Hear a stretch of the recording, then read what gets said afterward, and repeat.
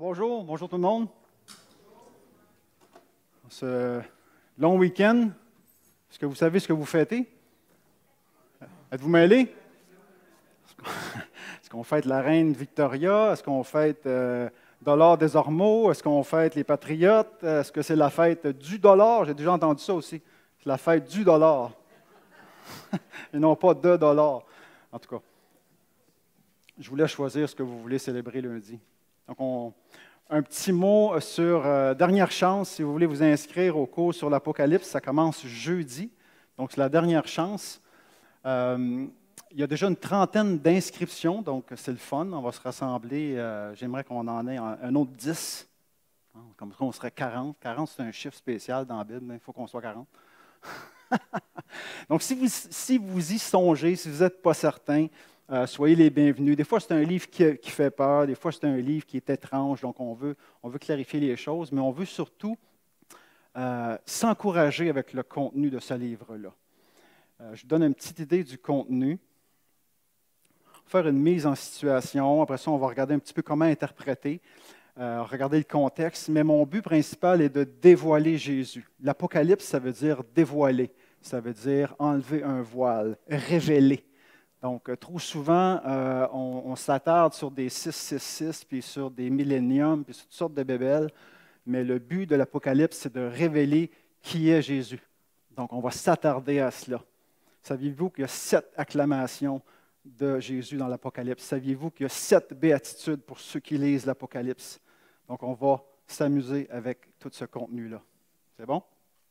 Donc, structure en 7, chronologique ou cyclique. On va essayer de répondre à des différentes questions. Il y a une lettre qui est écrite à 7 églises. En quoi ça nous concerne? Les ennemis de Dieu, c'est quoi leur action? C'est quoi le jugement de Dieu? La marque de Dieu. On parle souvent de la marque de bête. On ne parle pas souvent de la marque de Dieu, qui est le principal. Donc, on va éclaircir tout ça. Donc, si ça vous intéresse, il y a un petit coupon à remplir. Je suis en train de faire des copies. Donc, ça commence jeudi. Il faut me donner votre nom aujourd'hui pour que je puisse faire vos copies. Je vais vous remettre, combien? Slide numéro 273. Donc, vous allez recevoir un petit document comme ça. Apportez aussi votre Bible, un crayon, un pad pour écrire, votre bonne humeur, votre esprit ouvert. Et puis, on va s'amuser pendant 5 jeudis. Ça vous va? All right. Ça, c'est quel sigle? C'est le sigle de, c'était comme une pierre qu'on a roulée, donc c'est le signe de la résurrection. Et c'est le signe d'un mouvement qui s'appelle JC 2033. Donc en 2033, le monde entier va célébrer les 2000 ans de la résurrection du Christ. Et toutes les familles d'églises de la terre, les protestants, les catholiques et les orthodoxes, se sont mis la main ensemble pour célébrer en 2033 les 2000 ans de la résurrection du Christ. Donc, ça fait déjà 10 ans que ça se prépare et ça se poursuit. Donc, préparons-nous, ça s'en vient.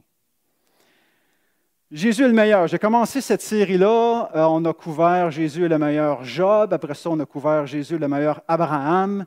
Et ce matin, c'est Jésus est le meilleur Moïse. Pourquoi est-ce qu'on fait ça?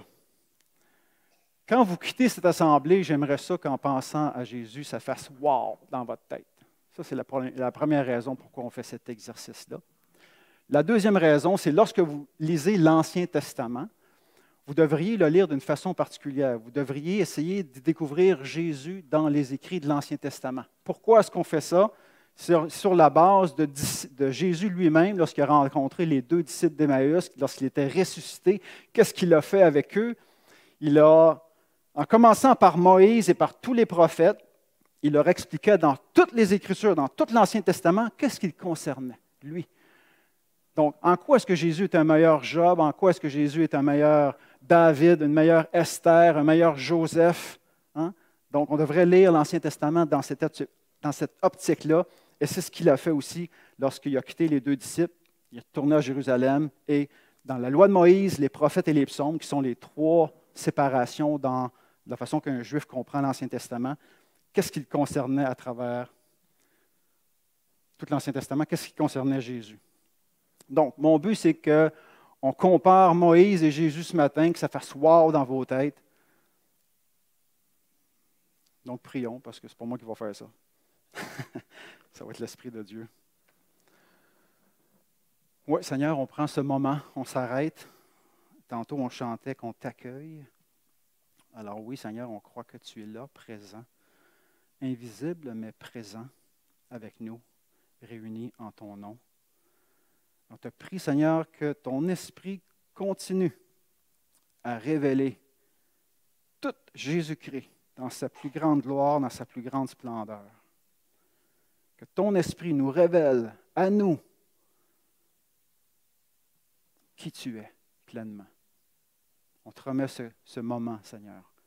On t'a loué à travers les chants. Maintenant, révèle-nous par les Écritures qui tu es. Au nom de Jésus. Amen. Donc, qui a déjà vu les 10 commandements ici?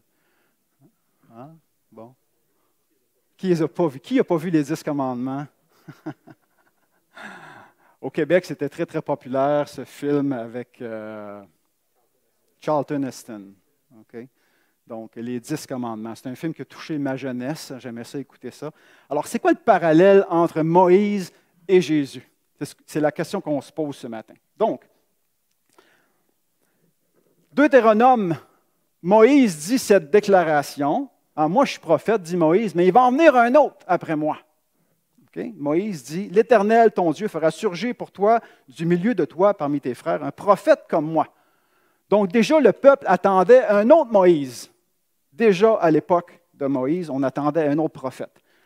Et on retrouve ça 1500 ans après, à peu près, là, grosso modo. Il y a encore cet espoir d'un nouveau prophète qui régnait à l'époque de Jean-Baptiste, à l'époque de Jésus. On demande à Jean-Baptiste, c'est-tu toi Élie? Il dit non, c'est-tu toi le prophète? En référence à cette promesse que Moïse avait faite. Et il dit non. Donc, on voyait que cet espoir régnait à l'époque. Et c'est Pierre, en acte, qui va faire ce lien entre ce texte, ce nouveau prophète, et il va dire, ce nouveau prophète qui avait été prophétisé, c'est Jésus. Donc, Pierre va faire ce lien entre ce texte de l'Ancien Testament et qui est Jésus. Après ça, vous allez voir, on va découvrir plein de similitudes ce matin entre Moïse et Jésus. Et je pense que les auteurs du Nouveau Testament ont volontairement fait des gros clins d'œil dans leurs écrits à des situations de l'Ancien Testament pour qu'on comprenne que ce Jésus qu'on parle, c'est le nouveau prophète, c'est le nouveau Moïse que la Bible avait annoncé. Donc, première similitude, serviteur de Dieu. Moïse a été appelé serviteur de Dieu. Comment est-ce qu'on appelait Jésus?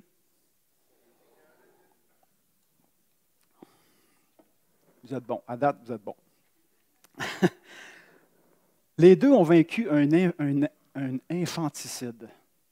On a voulu tuer Moïse bébé, le pharaon, poignet qu'est-elle. Et même chose pour Jésus. Hérode a voulu faire tuer bébé Jésus. Les deux ont vécu un infanticide. 40 jours. Les deux ont vécu quelque chose de 40 jours de particulier. Moïse sur la montagne, lorsqu'il est allé recueillir les 10 commandements, 40 jours sur la montagne. Jésus, 40 jours au désert. Les deux sont appelés prophètes. Les deux sont appelés libérateurs. On ne va pas nous libérer de la même chose, mais les deux sont appelés libérateurs. Les deux sont appelés juges. Donc, il y a des choses là-dedans que vous ne connaissiez peut-être pas. Même moi, j'ai aimé découvrir ça. Les deux, on les associe au doigt de Dieu. C'est quoi, c'est le doigt de Dieu? C'est comme la puissance de Dieu. C'est comme Moïse, le doigt de Dieu, c'est lorsqu'il faisait des miracles, les 10 plaies, là, puis on dit, ah, mais il fait ça par le doigt de Dieu. Et Jésus également, on l'associe au doigt de Dieu. Lorsqu'il chassait des démons, on dit, il fait ça par le doigt de Dieu. Vous voyez? Donc, je pense que volontairement, les auteurs ont fait un clin d'œil en parlant de Jésus relié au doigt de Dieu avec ce qui s'était passé avec Moïse. Les deux sont appelés sacrificateurs. Les deux sont appelés conducteurs du peuple. Les deux sont appelés, ne sont pas appelés. Les deux ont eu un visage rayonnant à un moment donné dans leur vie. Lorsque Moïse a descendu de la montagne avec les 10 commandements, il avait un visage rayonnant, il fallait qu'il mette un voile devant sa face. Est-ce que c'est arrivé à Jésus également? À la transfiguration, son visage est devenu rayonnant, comme le Moïse d'autrefois. Et Dieu dit, à ce moment-là, lors de la transfiguration, vous avez écouté Moïse, maintenant vous allez écouter ce que mon fils dit. On fait un transfert. Vous avez entendu ça, maintenant vous allez écouter le nouveau Moïse, le Jésus. Les deux sont appelés bergers. Les deux sont appelés envoyés de Dieu. Les deux sont appelés élus de Dieu. Les deux sont appelés hors d'Égypte. Le Nouveau Testament fait exprès pour faire un clin d'œil à cette portion de l'Ancien Testament où le peuple a été appelé hors d'Égypte, et on l'applique aussi à Jésus. Intercesseur. Moïse a intercédé parce que quand il est descendu de la montagne, ce qu'il a vu, ce que le peuple faisait, c'était pas so-so, hein? C'était pas kosher, comme on dit. Il s'était fait un veau pour l'adorer, il y avait des orgies probablement sexuelles, en tout cas, c'était pas la gloire. Et il a dû intercéder pour que Dieu n'élimine pas son peuple. Est-ce que Jésus est un intercesseur également? Pour nous, en ce moment, il est notre intercesseur. Il est notre avocat qui plaide. Parce qu'on a un accusateur et il nous défend. Donc les deux sont intercesseurs. Les deux sont appelés rois. Les deux ont été presque lapidés. Hein, Moïse essaie de conduire le peuple, là, puis ils sont toujours après chialer, là, ils sont toujours pas contents, là, comme une... Ah, tu lis ça, tu dis, ils sont donc bien chialés. Hein? Et à un moment donné, on a failli lapider Moïse. Et la même chose est arrivée à Jésus également. Lorsqu'il est sorti de la synagogue, on a voulu le lapider, parce qu'il s'attribuait des paroles qui enrageaient les gens qui l'écoutaient. Voilà, médiateurs. Les deux sont appelés médiateurs. Les deux reçoivent de Dieu et partent de la part de Dieu.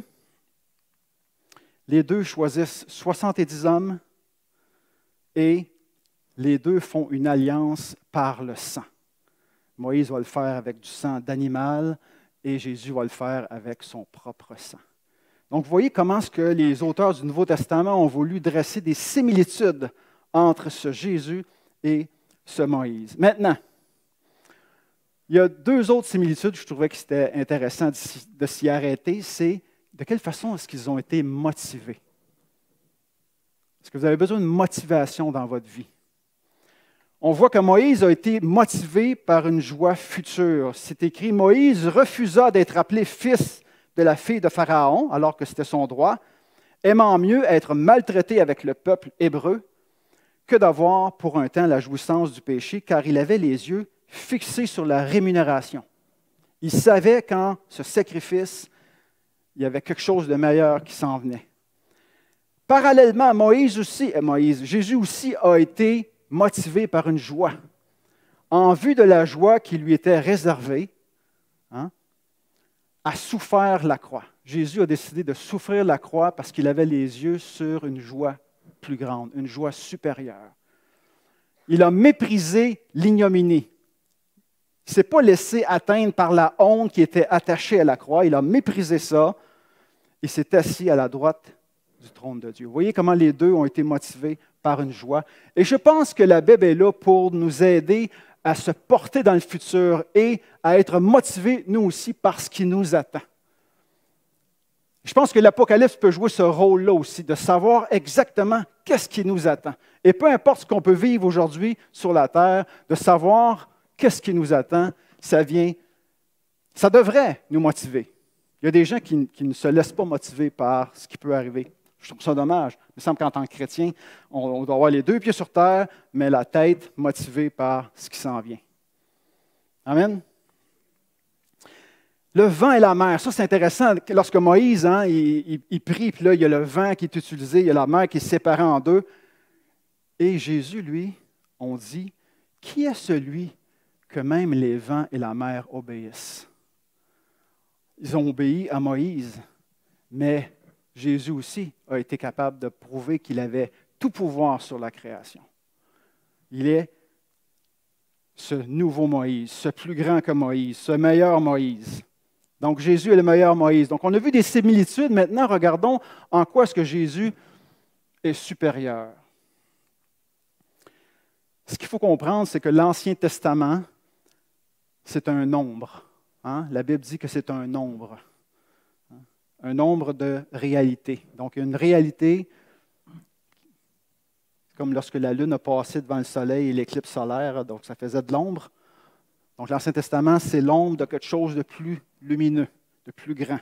Donc, dans le temps de Moïse, dans Nombre 21, on voit qu'ils ont été protégés de la mort en regardant un serpent élevé. À un moment donné, c'était une gang de chialeux, okay? Et ils ont été punis à cause de leur chiolage. Et ceux qui regardaient le serpent étaient sauvés. Qu'est-ce que le Nouveau Testament fait avec cet épisode? Il l'applique à Jésus et il dit en Jean 3, il faut que le Fils de l'homme soit élevé pour que ceux qui croient en lui ne périssent point. Il fait un parallèle avec cet épisode des serpents de l'Ancien Testament. Donc, Jésus est ce meilleur Moïse. Il est celui qui nous sauve au sens large, le salut, la protection. Libération avec Moïse de l'esclavage de l'Égypte. Il a libéré le peuple de l'Égypte. L'ennemi, c'était l'Égypte. Alors que Jésus nous libère, lui, d'un autre type d'esclavage, l'esclavage du péché. En Jésus, on comprend que l'ennemi n'est pas extérieur. On comprend en Jésus que l'ennemi, il est intérieur. En Jésus, il veut me libérer de moi-même.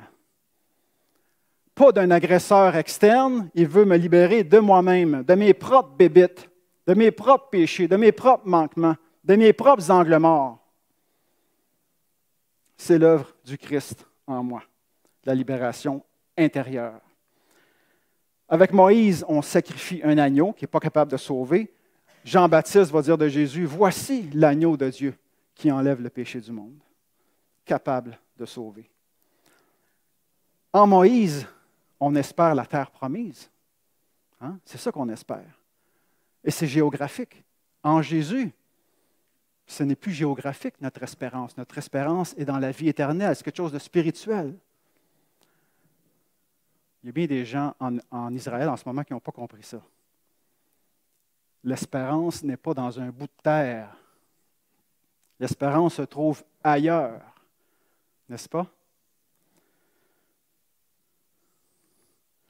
La loi est venue par Moïse. Jean 1 dit la grâce et la vérité. Donc, on compare la loi de Moïse qui a été surpassée avec l'enseignement de Jésus. La grâce et la vérité sont venues par Jésus.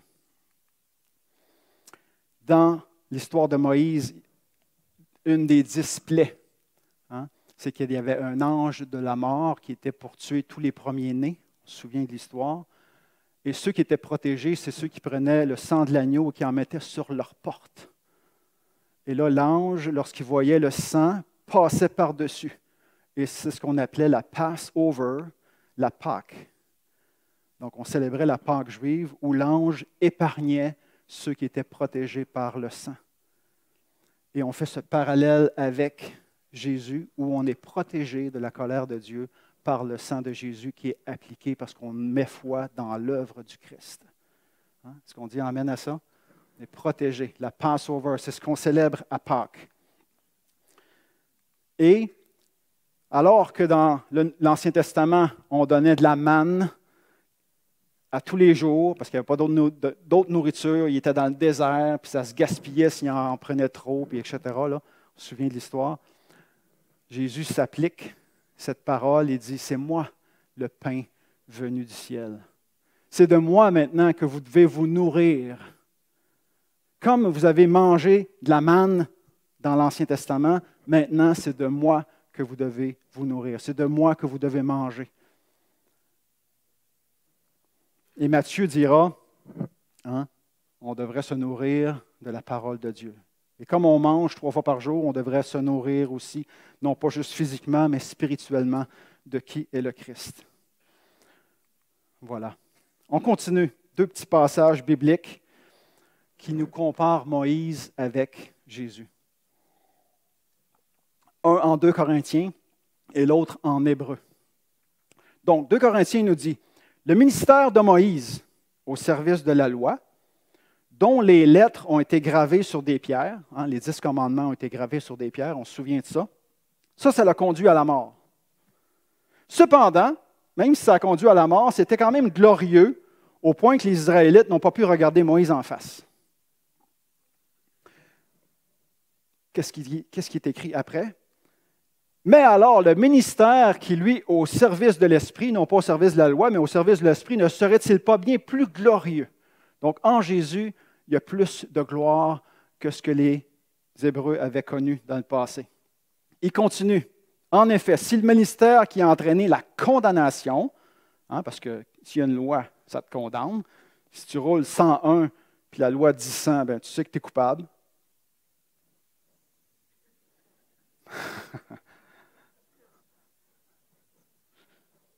Moi, je roule souvent 115, mais je ne le dis pas. C'est enregistré, ça, il faut que je fasse attention. Donc, c'est la loi qui nous condamne, mais le ministère de l'Esprit, lui, il n'est pas là pour condamner, il est là pour déclarer juste. Donc, je vais lire. En effet, si le ministère qui a entraîné la condamnation des hommes a été glorieux, combien plus glorieux est celui qui conduit les hommes à être déclarés justes. Donc, en Jésus, nous sommes déclarés justes, justifiés. On peut même dire que cette gloire du passé, Moïse, puis tout ça, son visage qui brillait, perd tout son éclat quand on la compare à la gloire présente qui lui est bien supérieure. Car ce qui est passager, vous voyez, tout l'Ancien Testament, on le déclare de passager, de transitoire, a été touché par la gloire. Combien plus grande sera la gloire de ce qui demeure éternellement? Ancien Testament, Nouveau Testament, passager, éternel. Transitoire pour toujours. On comprend ça? Amen. Il continue cette analogie. Mais juste avant, voici 4 points en quoi est-ce que Jésus est meilleur que Moïse. Au niveau de la gloire est plus grande. Au niveau de l'esprit, ce n'est plus une question de loi, c'est une question de vivre, de marcher par l'esprit.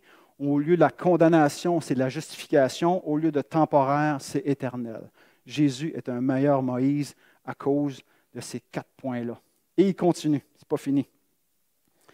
Il dit, nous ne faisons pas comme Moïse qui couvrait son visage d'un voile pour empêcher les Israélites de voir. Moïse avait des petits talks là, avec Dieu dans une tente. Puis quand il sortait, son visage brillait, fait qu'il se mettait un voile pour pas que les Israélites ne soient pas capables de le regarder. C'est comme quand on essaie de regarder le soleil en plein jour, là, ça aveugle. Alors Moïse mettait un voile. Mais leur esprit, l'apôtre Paul continue, il dit, leur esprit est devenu incapable de comprendre. Aujourd'hui encore, il y a 2000 ans, lorsqu'il a écrit ce texte-là, il parle des autres contemporains juifs. Aujourd'hui encore, lorsqu'ils lisent le livre de l'Ancienne Alliance, ce même voile demeure. Là, il parle d'une autre sorte de voile. Non pas le voile de Moïse, mais un voile qui nous empêche de voir. Il nous dit, ce même voile demeure, il ne l'aurait pas ôté, car c'est dans l'union avec Christ qu'il est levé. C'est juste dans ton union avec le Christ que tu pourras bien saisir l'Ancien Testament. Sans le Christ, il y a ce voile qui est sur les yeux des gens. Le Christ te donne spirituellement la capacité, par l'Esprit, de comprendre ces choses-là. Et c'est Paul qui nous dit ça. Il continue. Lorsque Moïse se tournait vers le Seigneur, il ôtait le voile. Quand il faisait ses petits talks, là, un à un, il ôtait le voile. Puis après ça, il le remettait lorsqu'il parlait à ses contemporains. Mais nous, qui avons le visage découvert, nous contemplons la gloire du Seigneur. Nous aussi, on peut avoir des petits talks avec Dieu. On peut contempler la gloire du Seigneur. Et nous sommes transformés en son image, dans une gloire dont l'éclat ne cesse de grandir. Wow! Il y a de l'espérance. Es-tu découragé de toi-même des fois? De ton progrès ou du peu de progrès dans ta vie? Mais il y a de l'espérance. Parce que dans tes petits talks avec Dieu, tu peux être transformé à son image. Ça, c'est un message d'espoir pour nous. Donc, en quoi est-ce que Jésus est meilleur que Moïse? Parce qu'il nous dévoile, parce qu'il nous révèle le cœur de Dieu et parce qu'il nous transforme. Amen. Notre dernier texte se trouve en Hébreu. Si vous voulez approfondir ce qu'on discute ce matin, en quoi est-ce que Jésus est le meilleur, l'Épître aux Hébreux, c'est pas mal intéressant pour ça. Il va comparer Jésus avec les anges, Jésus avec Moïse, Jésus avec plein de choses en disant Jésus c'est le meilleur. meilleur sacrificateur, meilleur sacrifice, etc. Donc, ce texte dans Hébreu, il nous dit, on met en parallèle Jésus et Moïse dans notre texte encore, il dit, fixez vos pensées sur Jésus. Super important. Qui est ce Jésus? Le messager et le grand prêtre de la foi. Il est digne de confiance. Hein, vous savez, quand on s'assoit sur une chaise, là, c'est parce qu'on a la foi. On a la foi qu'elle va nous tenir. Même chose avec Jésus. Tu peux te reposer en lui, sachant qu'il est solide, il va t'accueillir. Donc, on a cet exercice de foi à faire. Il est digne de la confiance de celui qui l'a établi dans ses fonctions, comme autrefois Moïse l'a été dans toute la maison de Dieu. Mais il y a une différence. Jésus a été jugé digne d'une gloire bien plus grande, on en a déjà parlé, que celle de Moïse, tout comme l'architecte. Ça, j'aime ça, cette comparaison-là. On parle de Jésus comme étant l'architecte et de Moïse comme étant le dessin. On ne parle pas de la même affaire. C'est comme le peintre et sa peinture, hein? Comme le contracteur et la maison.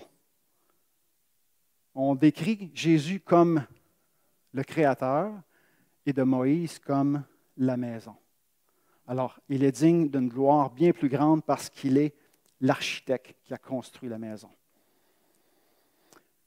Moïse a été digne de confiance en tant que serviteur et Christ, à droite, est digne de confiance en tant que fils. Donc, il est un meilleur Moïse.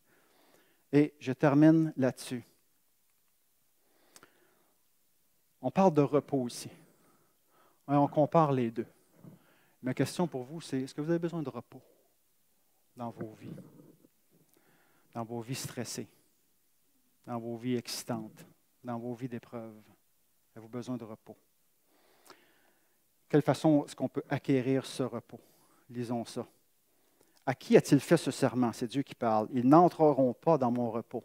Dieu avait un repos de prévu pour son peuple. Dans l'Ancien Testament, il leur a dit, n'entreront pas dans mon repos. Pourquoi? Parce qu'ils ont refusé de lui obéir. Et deux lignes plus loin, on dit, ils ne lui ont pas fait confiance. Donc, c'est la même chose. Obéir et pas faire confiance, c'est deux choses similaires. Et c'est pour ça qu'ils n'ont pas entré dans le repos. Pour nous, croyants, en effet, c'est nous qui croyons. Comment tu fais pour entrer dans le repos? Par la foi. Qu'est-ce qui t'inquiète en ce moment dans ta vie? Pourquoi est-ce que tu es troublé? Pourquoi est-ce que tu es inquiet? À cause du manque de foi. C'est toujours un manque de foi. C'est comme ça dans ma vie, c'est comme ça dans ta vie, c'est toujours un manque de foi. Dieu n'est plus capable, Dieu n'est pas assez fort, Dieu m'a oublié, c'est toujours un manque de foi qui fait qu'on développe de l'inquiétude, de l'anxiété. Donc, on a de la misère à rentrer dans ce repos. À nous qui croyons, qui entrons dans ce repos. Et là, on compare.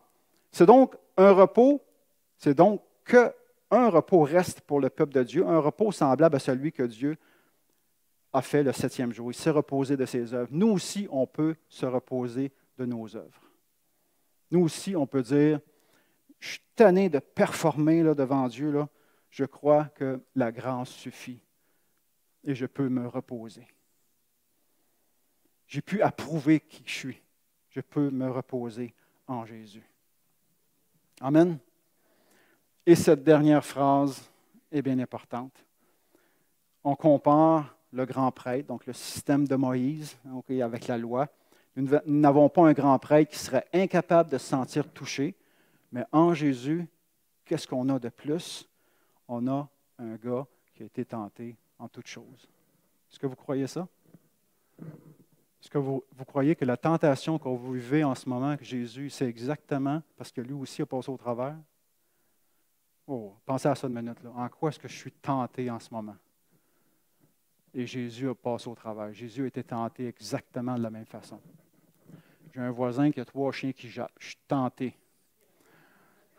Quand je me fais réveiller à 10h20, je suis en train de dormir, je suis tenté, je vous le dis. Je suis tenté de mettre du poison dans le cour. Jésus aussi a été tenté par la colère, par la vengeance.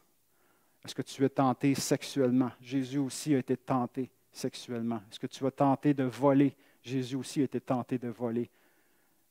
Identifie ta tentation et dis-toi, Jésus aussi a été tenté, mais sans péché. Et en cela, il est un meilleur Moïse. Amen. Il a été tenté en tout point, comme nous le sommes, mais sans commettre de péché. Donc, qu'est-ce qu'on fait avec ça? Approchons-nous! Quand on est tenté, des fois on tombe, qu'est-ce qu'on fait? On se cache, on s'éloigne, on a peur, on a honte, on se sent coupable. Et le texte dit, non, non, non, non, non, tu ne l'as pas pantoute. Approchons-nous. Va vers Dieu. Approchons-nous du trône. Pas un trône de colère, de jugement, du trône de Dieu de grâce. Avec plein d'assurance, parce que j'ai mon Père qui m'aime et je suis son enfant. Là, Dieu nous accordera sa bonté et nous donnera sa grâce pour que nous soyons secourus au bon moment. Est-ce qu'on croit ça? Que sa grâce est suffisante? Tu es tenté en ce moment, sa grâce est suffisante pour toi.